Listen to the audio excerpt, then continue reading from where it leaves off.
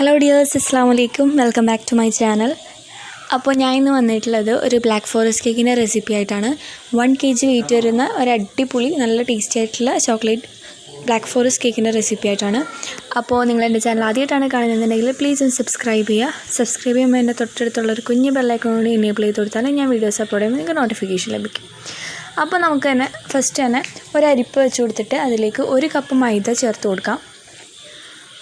പിന്നെ അതിലോട്ട് ഞാൻ 1 ടീസ്പൂൺ ബേക്കിംഗ് പൗഡറാണ് ചേർത്ത് കൊടുക്കുന്നത്. പിന്നെ 1/4 ടീസ്പൂൺ ഉപ്പും കൂടി ചേർത്ത് കൊടുക്കാം. പിന്നെ ഇതിലോട്ട് കൊക്കോ പൗഡറാണ് നമ്മൾ യൂസ് ചെയ്യുന്നത്. ഞാൻ കുറച്ച് നല്ല കളറുള്ള കൊക്കോ പൗഡർ ആയതുകൊണ്ട് ഞാനൊരു 2 ടേബിൾ സ്പൂണാണ് ചേർക്കുന്നത്. നിങ്ങളുടെ കയ്യിൽ കളറ് ലൈറ്റായിട്ടുള്ള കൊക്കോ പൗഡർ ആണെന്നുണ്ടെങ്കിൽ നിങ്ങൾക്കൊരു 3 ടേബിൾ സ്പൂൺ ചേർക്കാം. എൻ്റെ കയ്യിൽ നല്ല കളറുള്ളതായതുകൊണ്ട് ഞാൻ ഒരു 2.5 ടേബിൾ സ്പൂണാണ് ചേർക്കുന്നുള്ളൂ. ഇനി നമുക്കിതെല്ലാം നന്നായിട്ടൊന്ന് അരിച്ച് മാറ്റി വെക്കാം. നിങ്ങൾക്ക് വേണമെങ്കിൽ 3 പ്രാവശ്യം അരിക്കാം. ഞാനിപ്പോൾ ഇവിടെ 1 പ്രാവശ്യം അരിച്ചതിന് ശേഷം നന്നായിട്ട് മിക്സ് ചെയ്ത് കൊടുക്കണം. അതിനുശേഷം ഒരു ക്ലീൻ ആയിട്ടുള്ള ബൗളിലേക്ക് നമ്മൾ 4 മീഡിയം സൈസിലുള്ള കോഴിമുട്ട പൊട്ടിച്ചൊഴിക്കാം. അപ്പോൾ നമ്മുടെ ബൗളൊക്കെ നല്ല ഡ്രൈ ആയിരിക്കണം കേട്ടോ. ഇനി അതിലേക്ക് 1 ടീസ്പൂൺ വാനില എസൻസ് കൂടി ചേർത്ത് കൊടുത്തതിന് ശേഷം നമുക്ക് നന്നായിട്ടൊന്ന് ബീറ്റ് ചെയ്തെടുക്കാം. നമ്മൾ എഗ്ഗൊക്കെ ബീറ്റ് ചെയ്യുമ്പോൾ നല്ല ക്ലീൻ ബൗൾ എടുക്കണം കേട്ടോ, എന്നാലാണ് നമുക്ക് നന്നായിട്ട് ബീറ്റായിട്ട് കിട്ടുള്ളൂ. അപ്പോൾ നമ്മൾ നന്നായിട്ട് ബീറ്റ് ചെയ്തതാ ഈ ഒരു കൺസിസ്റ്റൻസി ആകുമ്പോൾ കുറച്ച് ബീറ്റ് ചെയ്ത് ഒരു 2-3 മിനിറ്റ് കഴിഞ്ഞ് കഴിഞ്ഞാൽ നമുക്കിതിലേക്ക് 1 കപ്പ് പൊടിച്ച പഞ്ചസാര ചേർത്തതിന് ശേഷം നന്നായിട്ട് ബീറ്റ് ചെയ്ത് കൊടുക്കാം. നമ്മൾ പൊടിച്ച പഞ്ചസാര കുറച്ചായിട്ട് ചേർത്ത് കൊടുത്തതിന് ശേഷം ഇതുപോലെ നന്നായി ബീറ്റ് ചെയ്യാം. ഇപ്പോൾ ഇതാ നന്നായിട്ട് ബീറ്റ് ആയിട്ടുണ്ട്, നല്ല ഫ്ലഫി ആയിട്ട് വന്നിട്ടുണ്ട്. ഇത്രയും മതിയാവും.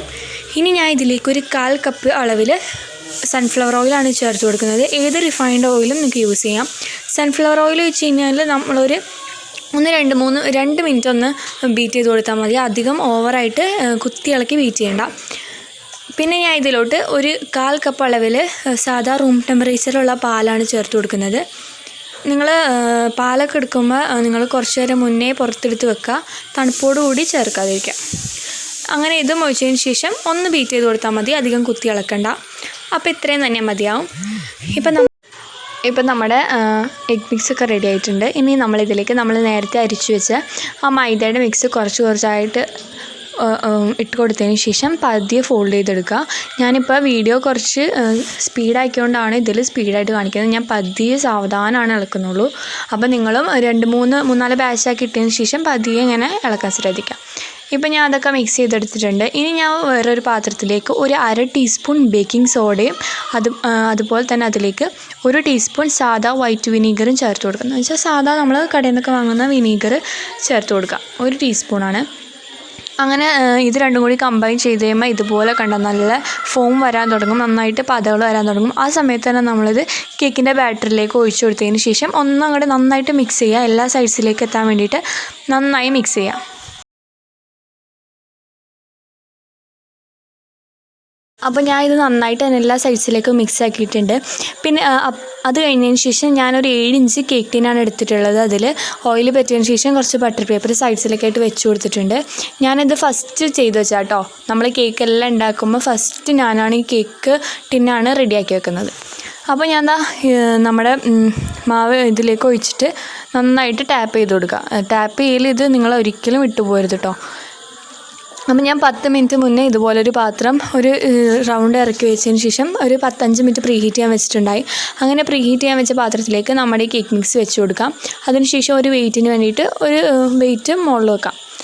എന്നിട്ട് ഒരു 5 മിനിറ്റ് നമ്മൾ ഹൈ ഫ്ലെയിമിൽ വെക്കുക. അതിന് ശേഷം മാത്രം ലോ ഫ്ലെയിമിലേക്ക് ആക്കി കൊടുക്കാം കേട്ടോ. ഇപ്പം ഞാൻ 1 കപ്പ് വിപ്പിംഗ് ക്രീം നന്നായിട്ട് ബീറ്റ് ചെയ്ത് വെച്ചിട്ടുണ്ട്. നല്ല സ്റ്റിഫാക്കി ബീറ്റ് ചെയ്ത് വെച്ചിട്ടുണ്ട്. ഇപ്പോൾ ഒരു 45 മിനിറ്റിന് ശേഷം ഞാൻ കേക്ക് നോക്കിയപ്പോൾ നന്നായിട്ട് പൊങ്ങി വന്നിട്ടുണ്ട്. ഞാൻ ഒരു സ്റ്റിക്ക് വെച്ച് കുത്തി നോക്കി, നന്നായിട്ട് തന്നെ വെന്ത് വന്നിട്ടുണ്ട്. അതിനുശേഷം ഞാൻ ഇത് 3 ലെയറായിട്ട് കട്ട് ചെയ്തെടുത്ത് ചൂടൊക്കെ ആറി കഴിഞ്ഞതിന് ശേഷമാണ് കട്ട് ചെയ്തെടുത്തത്. ഇനി നമുക്കിത് ഫ്രോസ്റ്റ് ചെയ്യാൻ വേണ്ടിയിട്ട് ഞാനൊരു കേക്ക് ബോർഡുമ്മൽ കുറച്ച് ക്രീമാക്കി കൊടുത്തതിന് ശേഷം ഫസ്റ്റ് ലെയർ കേക്ക് വെച്ച് കൊടുത്തിട്ട് അത് ഷുഗർ സിറപ്പ് വെച്ചിട്ട് നന്നായിട്ട് വെറ്റ് ചെയ്യാം കേട്ടോ.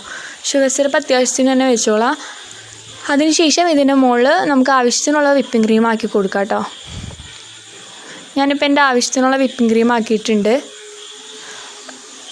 അതിനുശേഷം ഇതിൻ്റെ മുകളിലേക്ക് കുറച്ച് ഡാർക്ക് ചോക്ലേറ്റ് ഇങ്ങനെ ഗ്രേറ്റ് ചെയ്തിടാം. നിങ്ങൾക്ക് എന്തോരം ഡാർക്ക് ചോക്ലേറ്റ് ആണോ ഇഷ്ടത്തിന് അനുസരിച്ച് നിങ്ങൾക്ക് ഗ്രേറ്റ് ചെയ്തിടാം കേട്ടോ. അപ്പോൾ ഞാൻ അത്യാവശ്യം ഡാർക്ക് ചോക്ലേറ്റ് ഗ്രേറ്റ് ചെയ്തിട്ടിട്ടുണ്ട്. അതിനുശേഷം സെക്കൻഡ് ലെയർ വെച്ച് കൊടുത്തിട്ട് അതും ഷുഗർ സിറപ്പ് ഇത് വെയിറ്റ് ചെയ്ത് അതിൻ്റെ മുകളിൽ ക്രീം സ്പ്രെഡ് ചെയ്തതിന് ശേഷം അതിലും ഡാർക്ക് ചോക്ലേറ്റ് വെച്ച് കൊടുക്കാം. അങ്ങനെ ലാസ്റ്റ് ലെയർ വെച്ച് കൊടുത്തിട്ടുണ്ട്. അതും ഇതുപോലെ തന്നെ ഷുഗർ സിറപ്പ് ഇത് വെറ്റ് ചെയ്തിട്ട് സൈഡ്സിലൊക്കെ നമ്മൾ ലാസ്റ്റ് ആകുമ്പോൾ ക്രീം വെക്കണം കേട്ടോ. അങ്ങനെ ഇത് ഫുൾ ക്രീം കഴിച്ച് നല്ല അടിപൊളിയാക്കി എടുത്തിട്ടുണ്ട്. ഇതിപ്പോൾ ഞാൻ ക്രം കോട്ടൊന്നും ചെയ്തില്ല കേട്ടോ. ഫസ്റ്റ് ടൈം തന്നെ ക്രീം വെച്ചിട്ട് അത്യാവശ്യം നല്ല പോലെ തന്നെ ആക്കി എടുത്തേക്കാണ്. പിന്നെ ഞാൻ ഇത് ഡെക്കറേറ്റ് ചെയ്യാൻ വേണ്ടിയിട്ട് കുറച്ച് ഡാർക്ക് ചോക്ലേറ്റ് ഇതുപോലെ ഗ്രേറ്റ് ചെയ്തെടുത്തിട്ടുണ്ട്. ഇത് കുറച്ച് നേരം ഫ്രിഡ്ജിൽ വെക്കാം കേട്ടോ, അല്ലെങ്കിൽ നമ്മുടെ കൈമേൽ നമ്മളിങ്ങനെ ഡെക്കറേറ്റ് ചെയ്യുന്ന സമയത്ത് ഒട്ടിപ്പിടിക്കാൻ സാധ്യതയുണ്ട്. അങ്ങനെ ഞാൻ ഈ ഡാർക്ക് ചോക്ലേറ്റൊക്കെ ഇതിൻ്റെ സൈഡിൽ കൂടെ ഒന്ന് വെച്ച് കൊടുക്കുകയാണ്. അപ്പോൾ ഡാർക്ക് ചോക്ലേറ്റൊക്കെ ഇതിൻ്റെ സൈഡ്സിലൂടെ വെച്ച് കൊടുത്തിട്ടുണ്ട്. നിങ്ങൾക്ക് ഇഷ്ടമുള്ള പോലെ ഡിസൈൻ ചെയ്യാം. അതിനുശേഷം ഞാനൊരു പൈപ്പിംഗ് ബാഗിൽ കുറച്ച് വിപ്പിംഗ് ക്രീം ആക്കിയതിന് ശേഷം 100 N1 എന്ന് പറയുന്ന നോസിലിൽ ആണ് ഇട്ടിട്ടുള്ളത്. അത് വെച്ചിട്ട് ഇതേപോലെ ഇങ്ങനെ റോസെറ്റ്സ് വരച്ചു കൊടുക്കാം.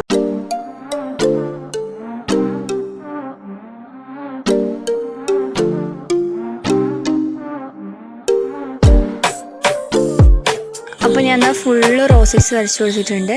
അതിനുശേഷം ബാക്കി വന്ന കുറച്ച് ഡാർക്ക് ചോക്ലേറ്റ് ഇതിൻ്റെ മുകളിൽ ഇങ്ങനെ ഇട്ട് കൊടുക്കുകയാണ്. നിങ്ങൾക്ക് ഇഷ്ടമുള്ള ഡിസൈൻ നിങ്ങൾക്ക് ചെയ്യാം കേട്ടോ. ഞാനിപ്പോൾ എനിക്കിഷ്ടമുള്ള പോലെ ഞാൻ ഇങ്ങനെ ചെയ്തെന്നുള്ളൂ. അപ്പോൾ ഇത്രയേ ഉള്ളൂ ഈ ഡിസൈൻ. നല്ല സിമ്പിളായിട്ടുള്ള ഡിസൈനാണ്.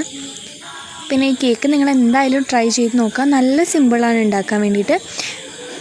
അപ്പോൾ നിങ്ങളത് എന്തായാലും ട്രൈ ചെയ്ത് നോക്കാം കേട്ടോ. പിന്നെ എൻ്റെ ചാനൽ ആദ്യമായിട്ടാണ് കാണുന്നതെങ്കിൽ നിങ്ങൾ സബ്സ്ക്രൈബ് ചെയ്യുക, ഷെയർ ചെയ്യുക, ലൈക്ക് ചെയ്യുക, ഫ്രണ്ട്സ് ആൻഡ് ഫാമിലിയായിട്ട് ഷെയർ ചെയ്യുക. Thank you.